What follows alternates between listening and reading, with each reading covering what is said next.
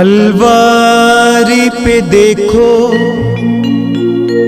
कैसा ये नजारा, परमेश्वर का बेटा लटका बेसहारा।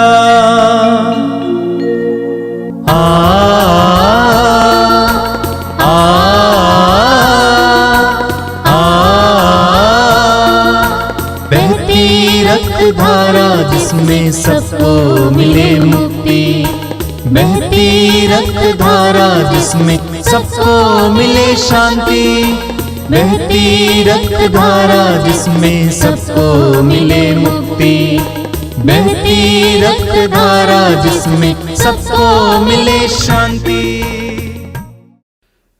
ख्रिस्त में मेरे प्यारे भाई और बहनों, पवित्र रक्ताभिषेक की इस महत्वपूर्ण प्रार्थना सभा में मैं आपका हार्दिक स्वागत करता हूं। आइए हम शुरू करते हैं। पिता, पुत्र और पवित्र आत्मा के नाम पर आमीन।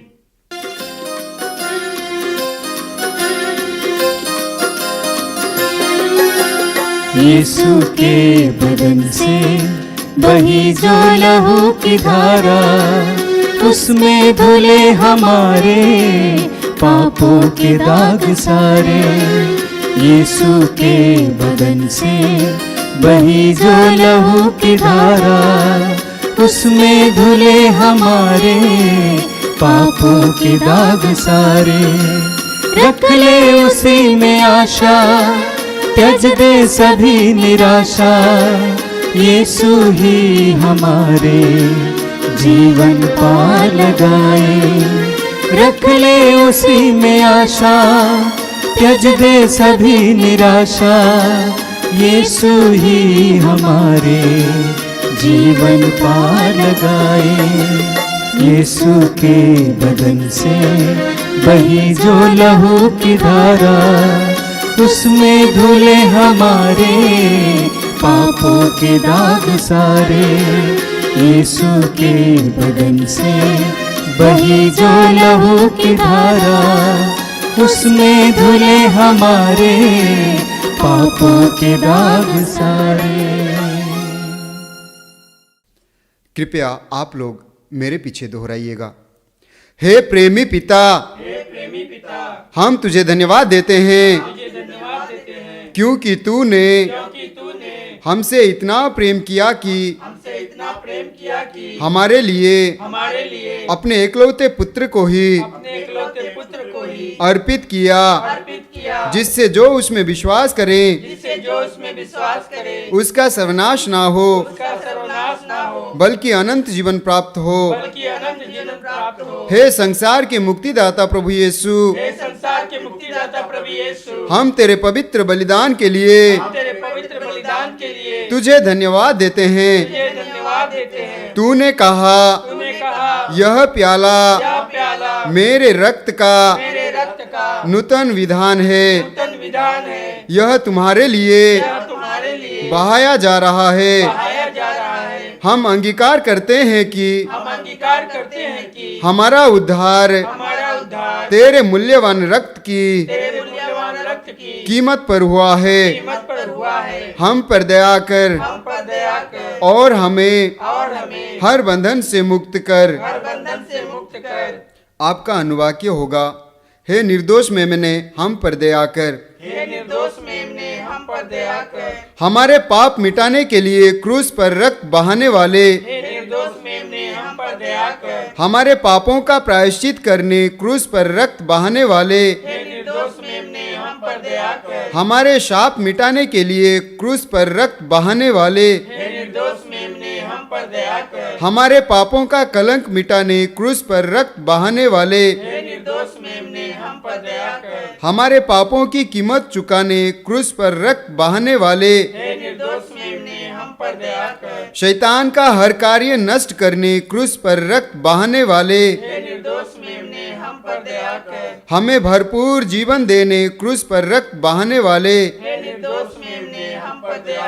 हमारे घायल दिलों को चंगा करने क्रूस पर रक्त बहाने वाले, मेमने हम पर दया कर। रोगों से हमें चंगा करने क्रूस पर रक्त बहाने वाले, हे निर्दोष मेमने हम पर दया कर। हमें पिता से मेल कराने क्रूस पर रक्त बहाने वाले, हे निर्दोष मेमने हम पर दया कर। हमें एक दूसरे से मेल कराने क्रूस पर रक्त बहाने वाले, हे निर्दोष मेमने हम पर दया कर। हमें प्रेम की शिक्षा देने क्रूस पर रक्त बहाने वाले, हे निर्दोष मेमने हम पर दया कर। हमारे लिए स्वर्ग का द्वार खोलने क्रूस पर रक्त बहाने वाले, हे निर्दोष मेमने हम पर दया कर। हमारे बंधनों को तोड़ने के लिए क्रूस पर रक्त बहाने वाले, हे निर्दोष मेमने हम पर दया कर। हमारे आंसुओं को पोंछने के लिए क्रूस पर रक्त बहाने वाले, हे निर्दोष मेमने हम पर दया कर। हमें धर्मी बनाने के लिए क्रूस पर रक्त बहाने वाले, हे निर्दोष मेमने हम पर दया कर। हमें पवित्र करने के लिए क्रूस पर रक्त बहाने वाले, हे निर्दोष मेमने हम पर दया कर। हमें सशक्त करने के लिए क्रूस पर रक्त बहाने वाले, हे निर्दोष मेमने हम पर दया कर। हमें स्वतंत्र करने के लिए क्रूस पर रक्त बहाने वाले, हे निर्दोष मेमने हम पर दया कर। हे ईश्वर के मेमने जो संसार के पाप हर लेता है, प्रभु हमें क्षमा कर। हे ईश्वर के मेमने जो संसार के पाप हर लेता है, प्रभु हमारी सुन। हे ईश्वर के मेमने जो संसार के पाप हर लेता है। हम पर दया कर। हम प्रार्थना करें। हे ईश्वर, तूने चाहा कि यीशु अपना रक्त बहाकर हमारे पापों का प्रायश्चित करें और हम विश्वास द्वारा उसका फल प्राप्त करें।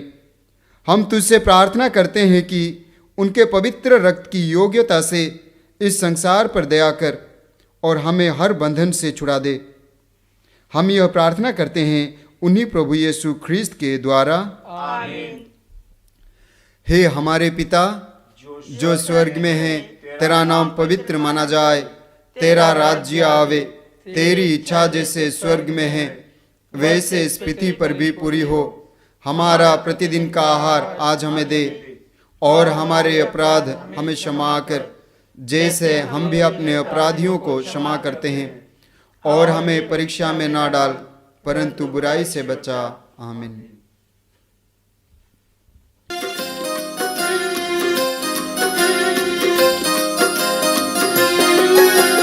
यीशु के बदन से बही जो लहू की धारा, उसमें धुले हमारे पापों के दाग सारे। यीशु के बदन से बही जो लहू की धारा, उसमें धुले हमारे पापों के दाग सारे। रख ले उसी में आशा, त्यज दे सभी निराशा। यीशु ही हमारे जीवन पार लगाए। रख ले उसी में आशा, त्यज दे सभी निराशा। यीशु ही हमारे जीवन पार लगाए।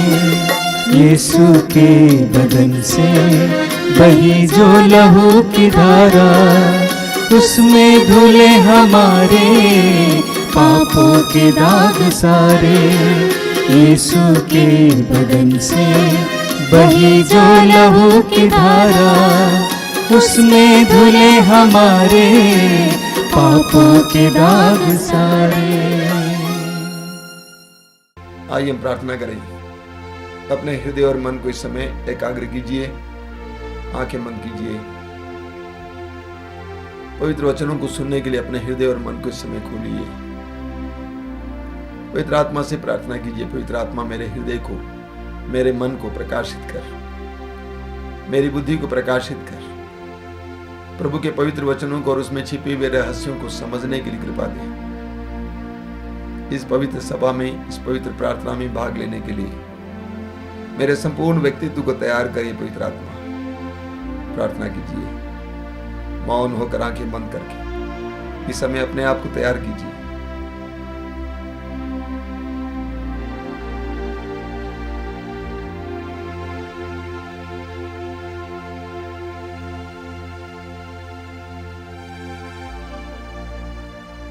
आंखें खोलिए। मेरे प्रिय भाई और बहनों, मैं आप सभी को इस पवित्र रक्ताभिषेक प्रार्थना में स्वागत करता हूं। मेरा पूर्ण विश्वास है कि आज भी प्रभु आपको आशीर्वाद देंगे। बहुत सारी भाई बहनों को इस प्रार्थना के द्वारा कई प्रकार की कृपाएं प्राप्त हो रही हैं। मैं इसके लिए प्रभु को धन्यवाद देता हूं। प्रभु सत्य प्रतिज्ञा है, अपने पवित्र वचनों में लिखी हुई एक एक बात को हमारे जीवन में पूर्ण करते हैं। हम पढ़ेंगे एजेकियल नबी के ग्रंथ के अध्याय 12 उसके वाक्य 25 में प्रभु कहते हैं, जैसे मैं कहूंगा वैसे मैं करूंगा।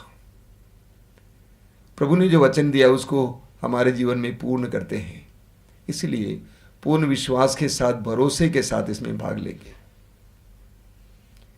मेरे प्रिय भाई और बहनों, कलवारी पहाड़ की ओर अपने क्रूस को ढोते हुए प्रभु यीशु जा रहे थे। बहुत ही दर्दनाक दृश्य था। लोग उनको देखते थे, कुछ लोग उनको उपहास करते थे, कुछ लोगों के दिल में उनके प्रति बहुत दर्द था, पीड़ा थी।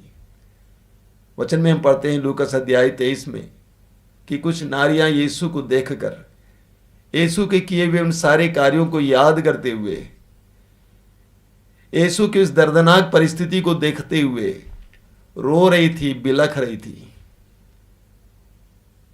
लूकास अध्याय 23 वाक्य 28 में पढ़ते हैं, प्रभु यीशु ने उन नारियों की ओर मुड़कर उनको देखकर उनसे क्या कहा? प्रभु ने कहा, हे यरूशलेम की बेटियों, तुम मेरे लिए मत रो, अपने लिए और अपने बच्चों के लिए रो। अपने लिए और अपने बच्चों के लिए रो। मेरा यह दृढ़ विश्वास है कि प्रभु यीशु ने कलवारी के उस मार्ग पर एक बहुत बड़ी भविष्यवाणी की। आने वाले दिनों में आने वाले संकटों के बारे में, आने वाले दिनों में आने वाले महा प्रलोभनों के बारे में, भयानक प्रलोभनों के बारे में प्रभु यीशु वास्तव में भविष्यवाणी कर रहे थे। और वो समय आ गया है जब हम सभी, विशेष करके हमारे बच्चे, भयानक प्रलोभनों से गुजर रहे हैं, भयानक संकटों से गुजर रहे हैं। अभी कुछ दिन पहले की बात है, एक मसीही माँ मेरे सामने आई, युवती है, जवान है, 21 साल की उसकी बेटी एक लड़के के साथ भाग गई और उसने शादी कर ली। ये कहकर रो रही थी कि मैं क्लास 4 का काम करती हूं स्कूल में, और अपनी इस बेटी के लिए मैंने क्या क्या नहीं किया, सारा पैसा उसके पढ़ाई में लगा दिया। ग्रेजुएशन कर रही थी, उसने जाकर शादी कर ली, आकर उसके पति के घर में रहने लगी। मुश्किल से आधा किलोमीटर दूर है उसके घर से, और वो अपने घर आने से इनकार करती है। उस बहन ने मुझसे कहा कि मुझे ऐसा लग रहा था जैसा कि मैं कोई अनजान व्यक्ति हूं उसके लिए। ये कहकर वो बिलख रही थी। उसने कहा, मैं हार गई, तभी मैं आपके पास आई हूं। प्रभु कहते हैं, अपने लिए और अपने बच्चों के लिए रो। अपने लिए और अपने बच्चों के लिए रो। प्रवक्ता ग्रंथ के अध्याय 3 उसके वाक्य 3 में हम पढ़ते हैं, माता को बच्चों पर अधिकार दिया गया है। माताओं को बच्चों पर अधिकार दिया गया है। बहुत जबरदस्त वचन है। इस अधिकार का मतलब क्या है? बच्चों की जिम्मेदारी दी गई है। माताओं को बच्चों की जिम्मेदारी दी गई है। आजकल मैं दंपतियों से कहता हूं, माता पिताओं से कहता हूं कि माता पिताओं की भूमिका बदल गई है। सिर्फ बच्चों को जन्म देना, खिलाना पिलाना, पढ़ाना लिखाना, शादी कराना ही नहीं है। मां बाप की भूमिका बदल गई है। मां बाप को अंतिम पल तक अपने बच्चों को सहारा देने की आवश्यकता हो रही है। मां बाप की भूमिका बदल गई है। एक माता की भूमिका कितना कठिन हो गई है, कितना कठिन हो गई है। ये सच है कि 3 साल की उम्र में आपके बच्चे ने आपकी उंगली को छोड़ दिया, अपने से चलने लगा, अपनी राह पर चलने लगा। लेकिन यह भी एक सच है कि हर पग को उसको आपकी जरूरत है। जानते हैं, जब उसके जीवन में दुख पीड़ाएं आती हैं, समस्याएं आती हैं, वो आह भरता है तो उसके मुंह से क्या निकलता है? माँ, मम्मी, अम्मा। क्या मतलब इसका? उसको आपकी आवश्यकता है, पग पग पर आपकी आवश्यकता है। जब वो छोटा सा बच्चा था, स्कूल जाता था, उस समय आपकी आवश्यकता थी। जब उसकी शादी हो गई, उसकी पत्नी आई, वो परिवार बसा रहा है, उस समय भी आपकी आवश्यकता है। आपके सहारे की आवश्यकता है, आपके सशक्त प्रार्थना की आवश्यकता है। जानती हैं मेरी बहनों, माताओं, आपके बच्चों को आजकल कितने कठिन परिस्थितियों का सामना करना पड़ता है, कैसे तूफानों से जूझना पड़ता है, अश्लीलता के तूफान से जूझना पड़ता है, लैंगिक आजादी के तूफान से जूझना पड़ता है, भौतिकवाद और अय्याशी के उस तूफान से जूझना पड़ता है, गलत और गंदे रिश्तों के उस तूफान से जूझना पड़ता है, नशे के तूफान से जूझना पड़ता है। अपने बच्चे को दूर पढ़ने के लिए भेज दिया, बेंगलुरु गया है, पूना गया है, सिकंदराबाद गया है, अमेरिका गया है। बड़ी खुशी से अपनी जिंदगी को नहीं गुजारना, आपको प्रार्थना करने की जरूरत है। उन सारी जगहों पर उनकी सुरक्षा के लिए प्रार्थना करने की जरूरत है। प्रभु के सामने रो रो कर प्रार्थना करने की जरूरत है कि ये प्रभु, मेरे बच्चे को नशे से छुड़ाना, बचाना, मेरे बच्चे को गलत रिश्तों से बचा के रखना, मेरी बेटी गलत रिश्तों में, गलत हाथों में न जाए, अकेली है, अनजान जगह पर है, निरंतर उसके लिए प्रार्थना करने की जरूरत है। मैं एक दंपति को जानता हूं, बहुत अच्छे लोग हैं। उसका एकमात्र बेटा पढ़ाई कर रहा था, बीएससी कर रहा था। पहला साल बीत गया, दूसरा साल बीत गया, तीसरा साल बीत गया, परीक्षा का समय भी बीत गया। अब रिजल्ट का समय आया, आगे की पढ़ाई के बारे में चर्चा करने का समय आया। माँ बाप ने पूछा कि तुम्हारा रिजल्ट तो दिखाओ। अंत में पोल खुल गया कि वो कभी कॉलेज गया ही नहीं। रोज जाता था पैसा लेकर, खाना लेकर, कॉलेज 20 किलोमीटर दूर था, लेकिन वो कॉलेज पढ़ने नहीं जाता था, अपने दोस्तों के साथ यहां वहां भटकता था। धोखा खा गए। मां बाप की भूमिका बदल गई है। प्रभु यीशु कहते हैं, अपने बच्चों के लिए रो। कुछ दिन पहले एक भाई मेरे पास आए थे यहां पर आश्रम में। उसका एकमात्र बेटा इसी तरह धोखा दिया और आज वो इसके लिए खतरा बन गया है। इसीलिए कोई धनी है, ब्लैकमेल करते रहता है, मुझे उस तरह की कार चाहिए, ये चाहिए, वो चाहिए, ब्लैकमेल पर ब्लैकमेल पर ब्लैकमेल। वो भाई मेरे सामने बैठकर बिलख रहे थे, फूट फूट कर रो रहे थे। परिस्थितियां बदल गई हैं। प्रभु कहते हैं, अपने बच्चों के लिए रो। हमें मां मरियम से सीखने की जरूरत है। यूहन्ना के सुसमाचार के अध्याय 7 उसके वाक्य 15 में हम पढ़ते हैं, यहूदियों ने प्रभु यीशु के वचनों को सुना मंदिर में, और वे आपस में कहते थे, ये कभी पढ़ा नहीं, इसको ये सारा ज्ञान कहां से मिल गया? ये कभी पढ़ा नहीं, इसको ये सारा ज्ञान कहां से मिल गया? सबसे पहले प्रार्थना में प्रभु को ईश्वर से ज्ञान प्राप्त हुआ, लेकिन उसके साथ साथ एक और व्यक्ति है जिसने उसको ज्ञान दिया। वो और कोई नहीं है बल्कि उसकी मां है। एक अच्छी यहूदी मां की तरह उस मां ने उसको यहूदी परंपरा के बारे में सिखाया होगा, पवित्र ग्रंथ में लिखी हुई बातों के बारे में सिखाया होगा, मूसा के उन नियमों के बारे में सिखाया होगा, नबियों के बारे में सिखाया होगा। क्योंकि सुसमाचार में हम पढ़ते हैं कि प्रभु यीशु इन सारी बातों के बारे में बाद में चर्चा करते हैं, उसमें से उद्धृत करते हैं। तो प्रभु यीशु को मां ने बहुत कुछ सिखाया। एक मां वास्तव में हमारी पहली गुरु होती है। किसी भी मनुष्य के लिए मां सबसे पहली गुरु होती है। मां सिखाती है, मां विधियां सिखाती है, मां आध्यात्मिक ज्ञान देती है, मां भक्ति देती है। माता मरियम ने जरूर दिया होगा। इतना ही नहीं, जब उसका बेटा 30 साल की उम्र में समाज में उतरा, सुसमाचार की घोषणा करना शुरू किया, उसको कितने विरोध का सामना करना पड़ा। जरूर वो अपनी माँ के पास आकर कहा होगा कि माँ क्या क्या हो रहा है।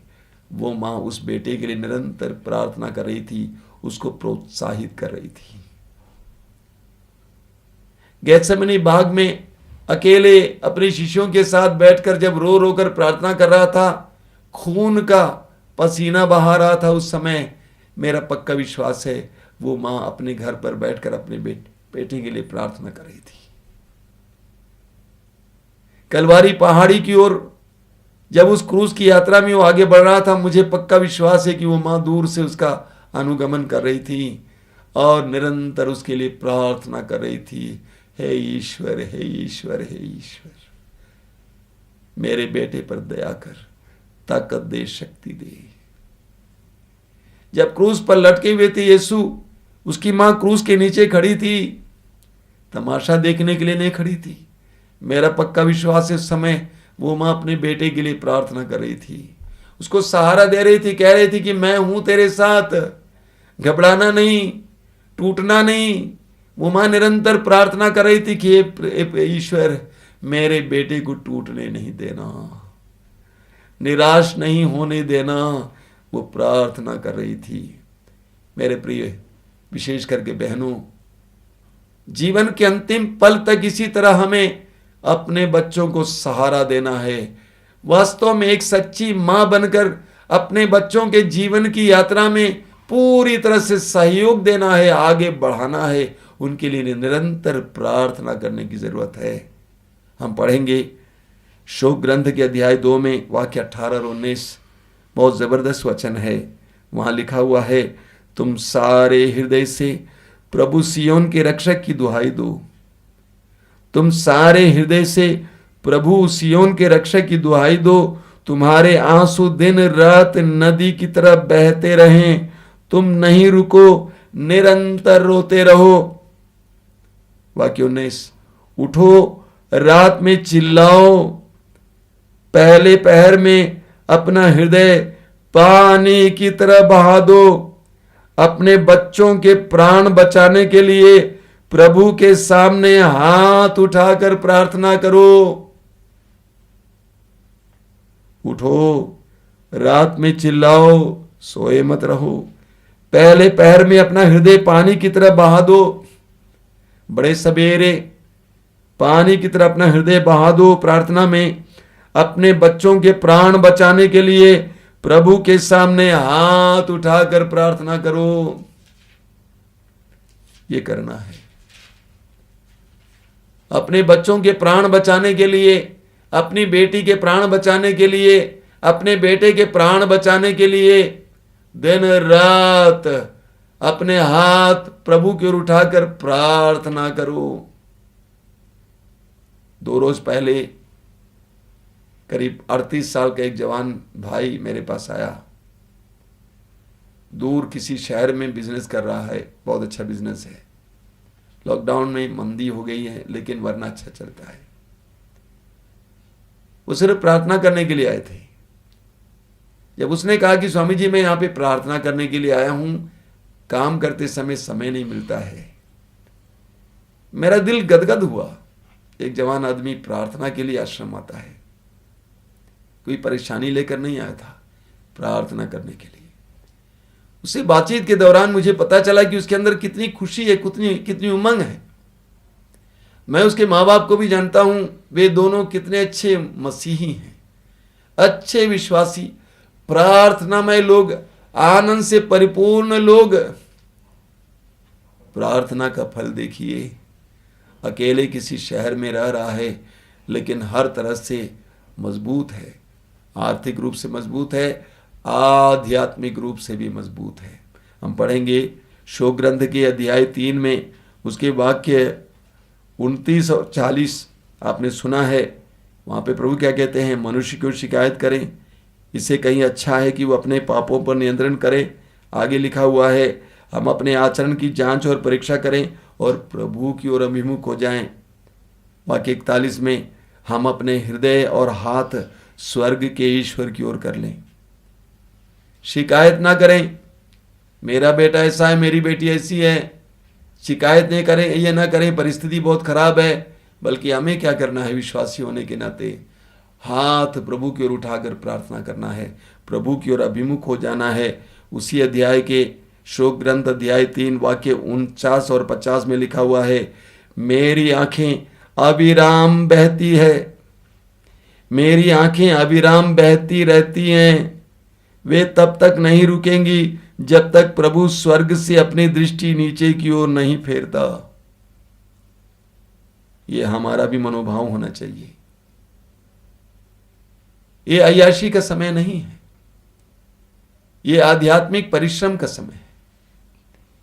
इस जमाने में हम अय्याशी में नहीं जी सकते हैं, क्योंकि खतरा चारों ओर है। वचन में लिखा हुआ है, मेरी आंखें अविराम बहती रहती हैं, वे तब तक नहीं रुकेंगी जब तक प्रभु स्वर्ग से अपनी दृष्टि नीचे की ओर नहीं फेरता। निरंतर प्रार्थना करना चाहिए। स्तोत्रकार कहता है, स्तोत्र ग्रंथ में स्तोत्र 77 में उसके वाक्य 3 में वचन में लिखा हुआ है, 2 और 3 में, मैं ऊंचे स्वर से ईश्वर को पुकारता हूं, मैं ईश्वर को पुकारता हूं, वो मेरी सुनेगा। अपने संकट के दिन मैं प्रभु को खोजता हूं, दिन रात बिना थके उसके आगे हाथ पसारता हूं। क्या लिखा हुआ है, दिन रात बिना थके उसके आगे हाथ पसारता हूं। चाहिए मेरे भाई और बहनों, माता पिताओं, अपने बच्चों के लिए निरंतर प्रार्थना करने की जरूरत है, बिना थके। क्यों? क्योंकि शैतान इतना जबरदस्त है, प्रलोभन इतने जबरदस्त हैं, तूफान चल रहा है। इसमें आपके बच्चे को बचाने के लिए आपको निरंतर अपने दोनों हाथों को स्वर्ग की ओर उठाकर रो रो कर प्रार्थना करने की आवश्यकता है। कोई दूसरा उपाय नहीं है। आप विकास की बात सोचते हैं, आप सोचते हैं कि आपके बच्चे को अच्छी नौकरी मिले, ठीक है, लेकिन उससे पहले यह प्रार्थना करनी है कि मेरा बच्चा सुरक्षित रहे। आपने संत अगस्तीन के बारे में सुना है। संत अगस्तीन कलीसिया के एक महान खंबा है, एक महान चिंतक। संत अगस्तीन की जीवनी कैसी थी आप जानते हैं? पाप में थी। उसने अपनी युवावस्था को पाप में बिताया। इतिहास बताता है उनकी मां मोनिका निरंतर अपने बेटे के लिए प्रार्थना करती रही, आंसू बहा बहा कर अपने बेटे के लिए प्रार्थना करती रही। कई माताएं, कई पिता निराश हो जाते हैं, ऐसा नहीं होना चाहिए। निराश नहीं होना चाहिए। अविराम आंसू बहा वचन में लिखा हुआ है। बिना थके हारे अपने हाथ उठाकर प्रार्थना करना वचन में लिखा हुआ है। मोनिका थकी नहीं, हारी नहीं। अगर वो थकी होती तो आज संत अगस्तीन नहीं होते।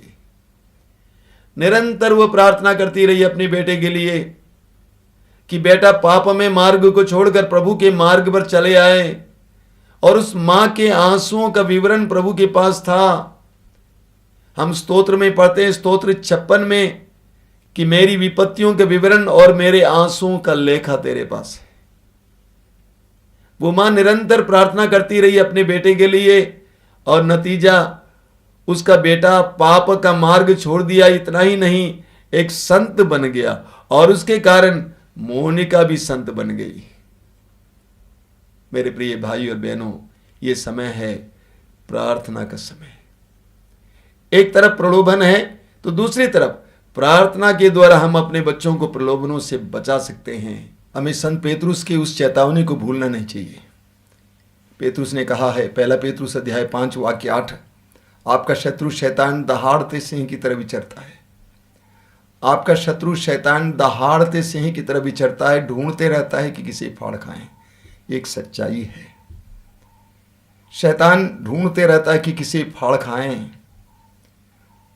कोई भी उसका शिकार बन सकता है।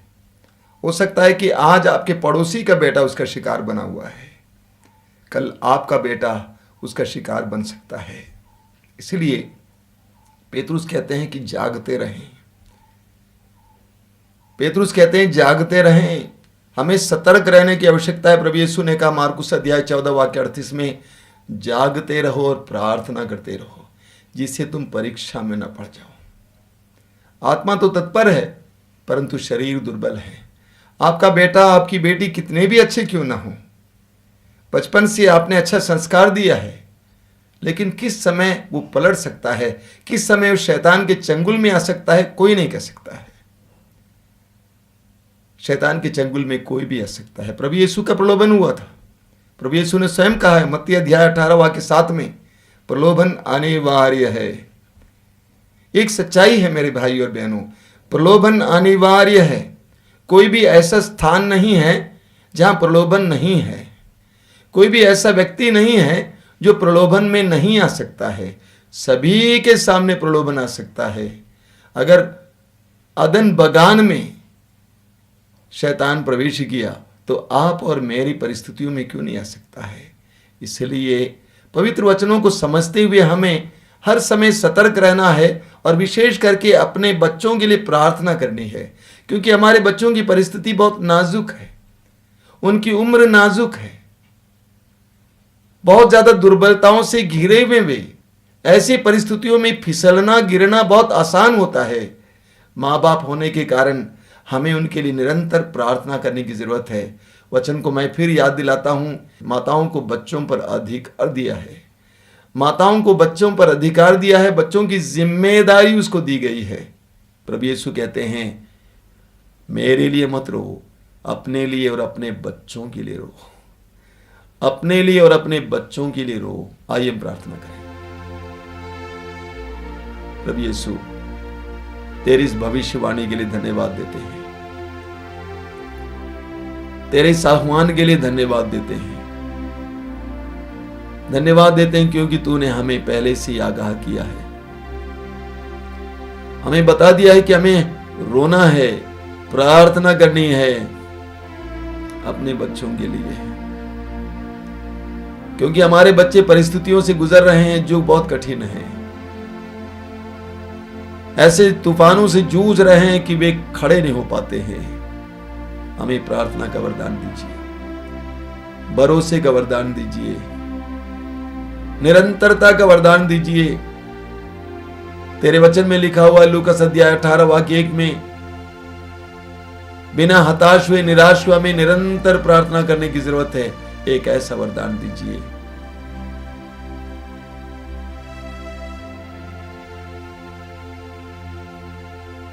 आज की आराधना में हम विशेष रूप से अपने बेटे बेटियों के लिए प्रार्थना करेंगे।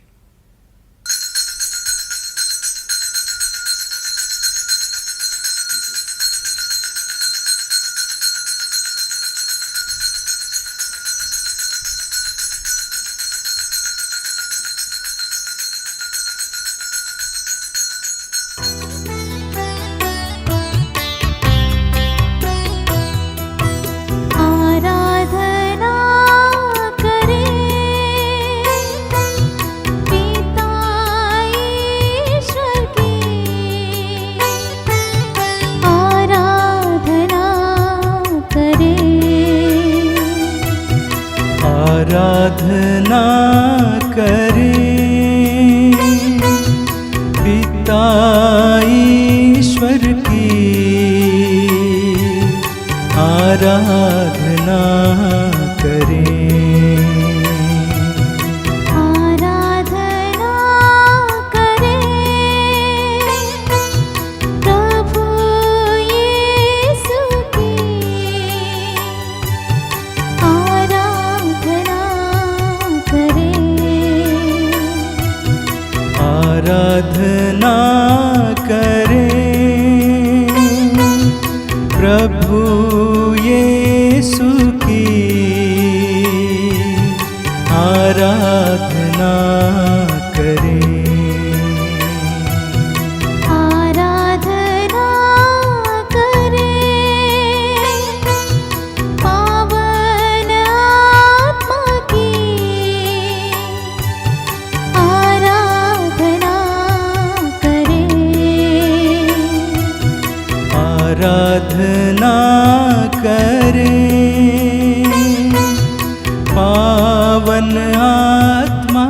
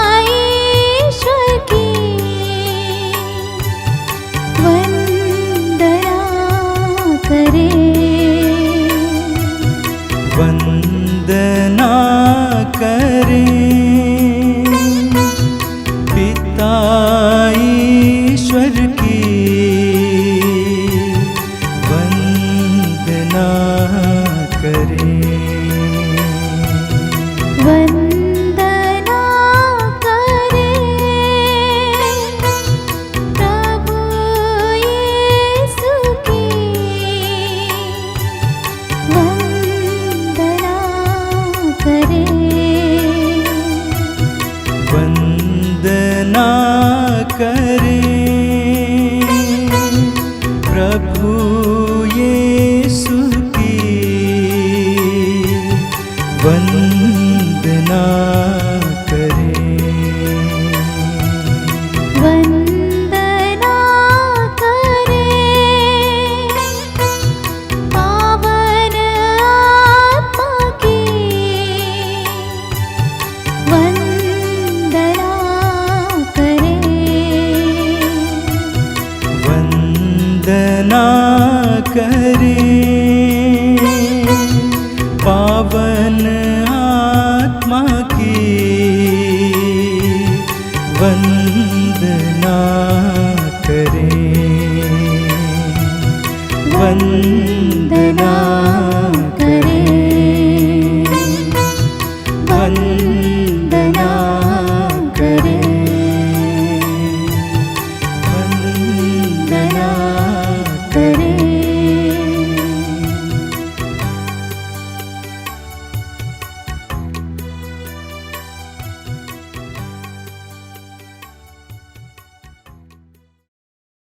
हम आराधना को जारी रखेंगे। प्रभु यीशु की उपस्थिति महसूस करें। करुणामय प्रभु, सर्वशक्तिमान प्रभु, हमारे पापों का नजरअंदाज करने वाला प्रभु, हमारे अतीत को पलटने वाला प्रभु, हमारे लिए आशामय भविष्य रखने वाला प्रभु, उस प्रभु की उपस्थिति महसूस कीजिए। आंखें बंद कीजिए और हृदय खोलिए। ये पवित्र समय है, अनुग्रह का समय है, आशीष का समय है।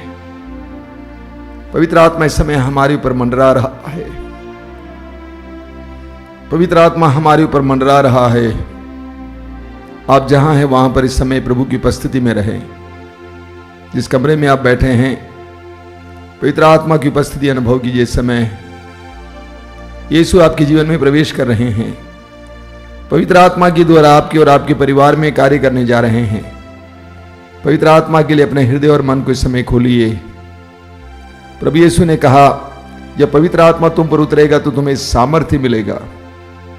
सामर्थ्य देने वाला पवित्र आत्मा, प्रज्ञा देने वाला पवित्र आत्मा, शांति और प्रेम देने वाला पवित्र आत्मा आप और मेरे जीवन में इस समय प्रवेश करना चाहते हैं। प्रभु के लिए अपने हृदय और मन को इस समय खोलिए। प्रभु यीशु के सामने उसी तरह आइए जिस तरह 2000 वर्ष पहले 12 वर्षों से रक्तस्राव से पीड़ित वो नारी आई थी, पक्के विश्वास के साथ, यदि यीशु के वस्त्र के पल्ले को मैं छू लूंगी मैं चंगी हो जाऊंगी। एक ऐसे दृढ़ विश्वास के साथ आइए, उस नारी की तरह जिसके बारे में लूकास अध्याय 7 में लिखा हुआ है, जो अपनी जिंदगी में पाप पर पाप करती जा रही थी। लेकिन जब उसको पता चला कि सीमोन के घर पे प्रभु यीशु भोज पे आए हुए हैं, वह बहुत हिम्मत बांध कर वहां पे आती है, यीशु के चरणों के पास खड़ी हो जाती है। उसकी आंखों से आंसू बहते हैं और वो स्वतंत्र होकर चली जाती हैं। ऐसे विश्वास और पश्चाताप के साथ इस समय प्रभु के पास आए। उस कोढ़ी की तरह हम प्रभु के पास आए, मत्ती अध्याय 8 के, जिसने कहा कि यदि आप चाहे तो मुझे शुद्ध कर सकते हैं। एक ऐसा भरोसा, एक ऐसा विश्वास, यीशु चाहे तो हमें शुद्ध कर सकते हैं। यीशु चाहे तो हमारी जिंदगी को परिवर्तित कर सकते हैं। आंखें बंद कीजिए, अपने हाथ को खुला रखिए, स्वतंत्र होकर प्रभु का सानिध्य महसूस कीजिए। यीशु हमारे बीच में विराजमान है। यीशु का सानिध्य समय हमारे जीवन में पवित्र आत्मा का अभिषेक दिला रहा है। यीशु के पवित्र शरीर और रक्त से समय उनका सामर्थ्य बह रहा है। प्रभु की उपस्थिति महसूस कीजिए। यीशु आपको प्यार करते हैं। यीशु आपको क्षमा करते हैं। यीशु की करुणा आपके लिए है। अपने हृदय और मन को खोलकर समय प्रार्थना में 1-2 पल बिताएंगे मौन होकर। आइए यीशु, हमारे जीवन में आइए, हमारे परिवार में आइए, बंधनों से आज़ादी देने के लिए, रोगों से मुक्ति देने के लिए आइए प्रभु यीशु। आइए प्रभु यीशु। आइए प्रभु यीशु।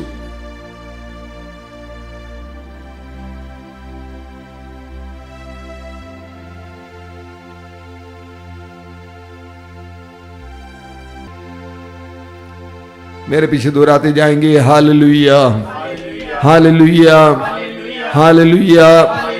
यीशु मेरा मुक्तिदाता है। यीशु मेरे परिवार का मुक्तिदाता है। यीशु सारे संसार का मुक्तिदाता है। Hallelujah, hallelujah, hallelujah, hallelujah. मैं अपनी आंखें पर्वतों की ओर उठाता हूँ, क्या वहां से मुझे सहायता मिलेगी? जिसने स्वर्ग और पृथ्वी को बनाया है वही मेरी सहायता करेगा, वही प्रभु मेरी सहायता करता है। Hallelujah, hallelujah, hallelujah. मैं अपनी आंखें पर्वतों की ओर उठाता हूँ, क्या वहां से मुझे सहायता मिलेगी? जिसने स्वर्ग और पृथ्वी को बनाया है वही प्रभु मेरी सहायता करता है। Hallelujah, hallelujah, hallelujah. वह तुम्हारा पैर फिसलने ना दे, तुम्हारा रक्षक ना सोए, न इस्राएल का रक्षक न तो सोता है और न झपकी लेता है। Hallelujah, hallelujah. प्रभु ही तुम्हारा रक्षक है, वह छाया की तरह तुम्हारे दाहिने रहता है। प्रभु ही तुम्हारा रक्षक है, वह छाया की तरह तुम्हारे दाहिने रहता है। न तो दिन में सूर्य से तुम्हारी कोई हानि होगी और न रात में चंद्रमा से। Hallelujah, hallelujah.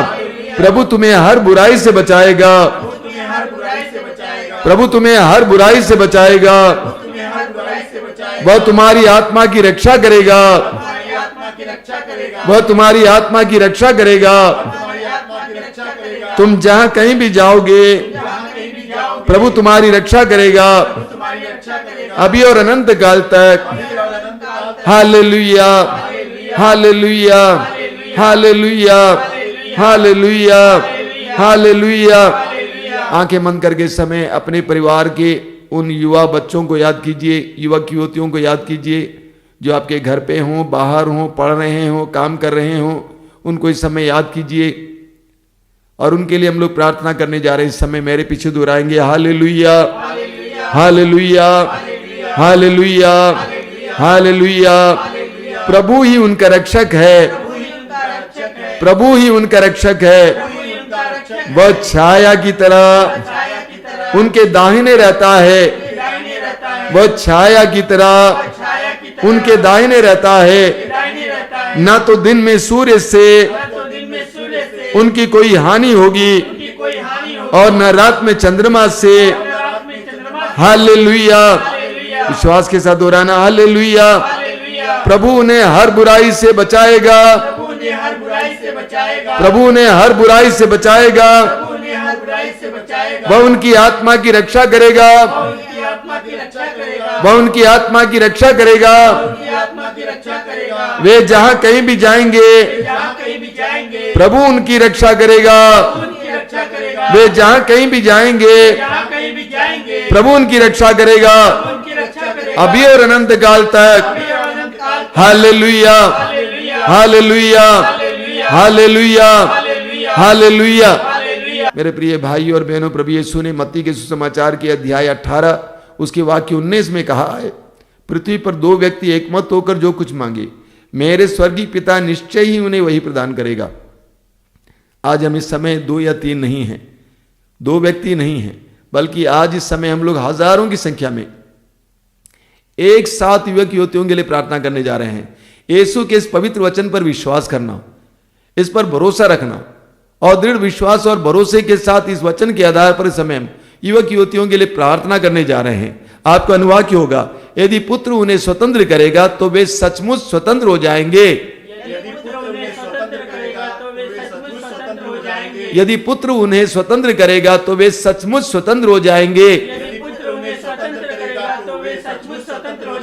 हे प्रभु यीशु संसार के मुक्तिदाता, इस समय हम वासना के चंगुल में फंसे युवक युवतियों के लिए प्रार्थना करते हैं। हे प्रभु यीशु संसार के मुक्तिदाता, इस समय हम अश्लीलता के चंगुल में फंसे युवक युवतियों के लिए प्रार्थना करते हैं।